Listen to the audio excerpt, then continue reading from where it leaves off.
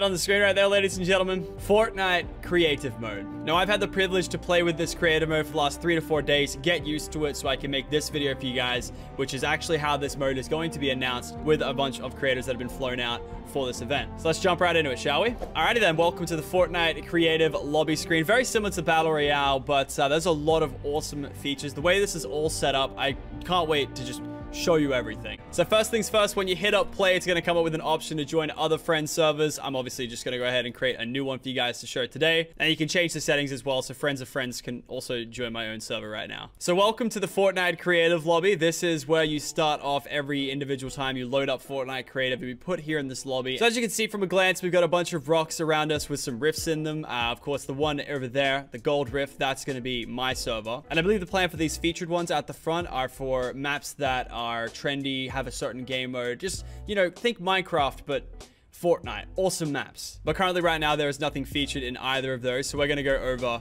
to my island. So as you approach your own rift, you're greeted with an interact option. Essentially, you can choose one of 4 islands. They're like 4 different saves, I guess you can kind of say, that you can have tied to your account at any time. Today, we're going to be playing on Island 2. And just like that, ladies and gentlemen, welcome to my Fortnite creative server. First things first, though, make sure to use code Lachlan in store. First thing I built, actual facts. And as you can see, they got some nice little glow to them as well. But anyway, welcome to the rest of the world. We've got a lot to go through. And at first, you're probably hit with a bunch of things off the bat. You can see on the left there, double tap to fly. That's right. We got fly mode in Fortnite creative. Obviously makes sense. You're trying to build a map. You need to fly. It's great. Next thing up that you probably noticed, we've got a phone in our hotbar. It's like that one with the emote, but like it actually now does something. So if I go ahead and select current tiles, you see that it has a grid option. And if I was to say right click, I could pick up that option and move it around to say over, I don't know, here. Like that. I've just moved a piece of concrete. I can also copy it with a left mouse button so that it doesn't get rid of the original piece. And you can also press X while holding it out and you can delete whatever you've put down already. So this thing here is just a couple of little things I've thrown down. So the next thing up that you probably noticed down the bottom is a memory used bar. Essentially, if that gets to the end, you won't be able to place blocks and stuff like that. This is just to make sure your server doesn't crash. However, if you want to see what happens if you max that bar, make sure to check back later today on the channel or tomorrow. I'm not sure when I'm going to upload it, but essentially we tried to break Fortnite creative mode, and it was a lot of fun. And of course, it goes without saying, if you guys go on to enjoy today's video or already enjoyed it, are excited for Fortnite creative, make sure to chuck us a like rating down below. And of course, subscribe to the channel because we're going to be doing a lot more Fortnite creative content on this channel for sure. And so next up, if we open up our inventory, we're greeted with this creative menu. And we have a lot of things called prefabs, and they're essentially pre-built structures from either the game or from Fortnite creative mode itself that you can use as kind of like a tool to pick from and use for your current build. So for example, we've got a couple of obstacle courses here that you can just use for fun. And then from that, we've got parts of towns that you can use as buildings. So as you can see, we got things from Lucky Landing here, things from Tilted Towers here. Can I get a F in the chat for my factories out there, boys? That's right, there's factories in here. We got the club from Yonder. We got, you know, the modern houses, all the stuff from Pleasant Park, stuff like that, Retail Row, the shops. And as we scroll down the list, we move over to some prop items. So things from the game that, you know, you can destroy for mats and stuff like that. Trees, for example, signs, cars, all that kind of stuff. And then we've got this here, which is actually new to creative. It's a cube gallery, and essentially it's just a bunch of blocks that have different colors, and some have effects. You saw it on my code Locky sign just before. And yeah, just to give you a quick scroll through of every option available, what you can take, and I'm going to show you just exactly how these things work in just a second. All right, so let's say we want to get some of these cubes out. We want to get some of these trees out. We equip both of them, and it adds it to our inventory. Oh, the sun's going down. So after it puts it into your inventory, you can select it with your keybind, and it will pull out a portafort. Oh, wow, I wonder where we had that from. Yeah, so think of those mini game portaforts that we had in Playground right now. Essentially, every prefab is represented with a portafort, and you throw it, and it gives you a little preview of what you're going to throw, or at least the dimensions of what it's going to throw. And then that's what we've got, a little cube selecting thing. Now at the current time, we've got 2 animated cubes, a light cube, 3 light cubes actually, some base colors to work with, and some reflective colors. That's kind of cool, actually. I didn't notice that. Now, these cubes are interesting because they are technically a prop. They don't apply to the normal kind of rules that other builds apply to. Like, say, for stairs, for example, it's very 1x1. It has to fit in that 1x1. Props are different. They're like trees, all that kind of stuff. You can pick them up and you just chuck it down there in the middle. It's not restricted to that 1x1, you know, kind of format. And you can do a whole lot with this phone and some props, I'll tell you that much. Hey, you can have a look at the left for all the controls you can do. F to push it away from you, C to pull it in closer. You can actually rotate the piece, so you can rotate it all 3 ways. So clockwise, counterclockwise in either your pitch or roll. It's XYZ values, of course, just like that. And every time you hit tab, it shows you what you've done, and you can also reset the rotation by holding tab, and you'll go back to normal. And with the combination of the rotation tool, you can pull off some really cool kind of stuff. You can spam it, you can put it inside of each other, make some cool new objects that way.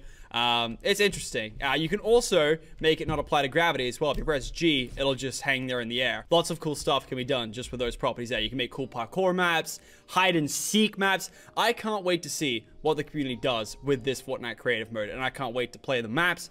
It's going to be an amazing experience, I'm telling you now. And we're definitely not done just there. You can also snap it to a grid. So say if you wanted to make sure that you had these perfectly in place next to each other, you can grid snap it, and it will show you the grid number of what it's doing. So right now it's doing 16, 8, 4, 2. So it's just kind of like a spacing method that you can do, just so you can keep the blocks nice and flush with each other so you don't have any gaps or anything. Man, that is a really bright block. Moths would love that one. So let's show you how this rotation can be used with props that you already know in game. So let's turn grid snap off, and let's just rotate it a bunch and just drop one off there. You can just make 1,000 cars. Like, the possibilities are endless. And I know all I did was just rotate a car and spam it 10 times, but I'm not that creative of a person. We've made some awesome maps this weekend, some which you'll see through the channel or through some trailer promotions that Epic has done. We had a sick time here at the HQ making some maps. We spent about 8 hours each day making maps for about 4 days. Probably some of the most fun I've had playing Fortnite this year. So Fortnite Creative, of course, we got a few more traps than the regular game mode. We've got a lot of things you would have seen in the playground feature as well. The first thing first is a respawn pad. You would have seen that in playground already. Essentially, if you walk over it, it becomes a spawn pad, and you can customize it with options. Pretty much when you go to start a game mode, you have some team options here, and you can do a bunch of stuff with it. It's pretty cool. And so if I'm to respawn right now, I will always respawn right here at my respawn pad. So next up, we got some spawning pads for vehicles. So this is a shopping cart spawn pad, and this is a quad crasher spawn card.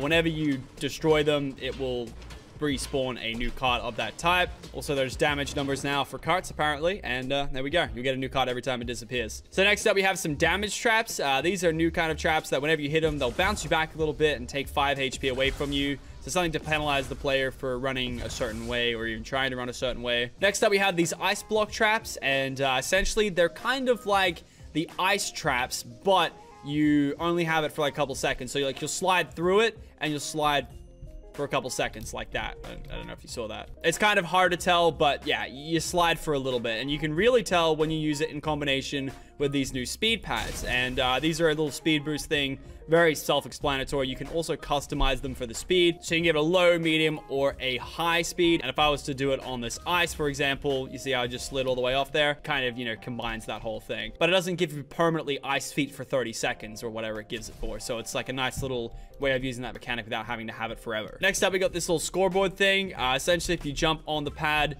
you can add a point for one thing. I actually really like this for things like dodgeball, you know, trap ball, stuff like that. You can go on and be like, oh, I got my goal. Okay, cool. Chuck it on. And if memory serves me correct, you press the middle one and deletes the score.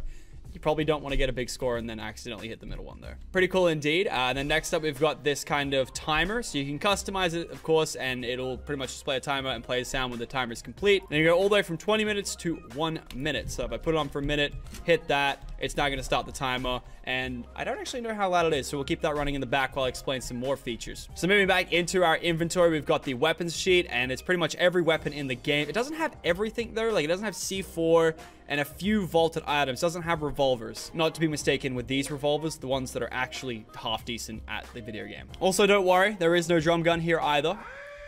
Oh! And that's the noise it makes. So essentially, you can go ahead and equip it, or you can add to a chest, which I'll show in just a second. It'll add it to your inventory, and yeah, you can spawn ammo as well on the consumable page. All types of ammo, all types of grenades, all that cool stuff you see on screen. Again, no C4. And then last but not least, we got the chest feature. So like I showed you before, if I go to weapon or a consumable, I go add to chest. I hit the chest right here, and I go create chest. It'll put one in game. You can, of course, pick it up, move it around, all that cool stuff. Place it wherever you want. You can make it float if you want. All that stuff. Search the chest, and guess what comes out? The item you put in. This is going to make some awesome game modes. What I personally love to see from the devs is maybe a way to maybe get that to be a random thing every time, because I think that could inspire some game modes. Lucky block. Anyway, moving on. I've also got the option to create a llama as well. So essentially, it's just going to spawn a llama. We can open it up, and it's the same thing. It's a chest, but it's a llama. And I think as of right now, currently... Oh, you actually can pick up the llama now. You couldn't do that yesterday. And of course, it goes without saying this is in progress. This may not be the final version that actually sees it tomorrow. Because this will be like a week old, technically. So, we'll see how we go. Look how many friends I have. I have a lot of friends.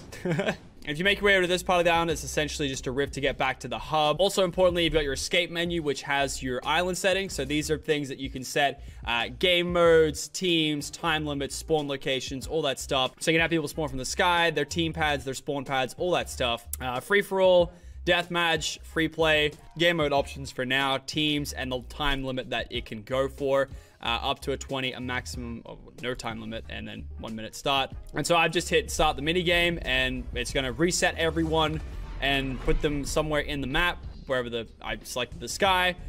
Just mainly so I could show off my code one more time. Don't forget that's code Lockie in the item stop. Did I say stop? Because I meant shop. And so because the game mode started, it's cleared my access to play creative, I guess you could say.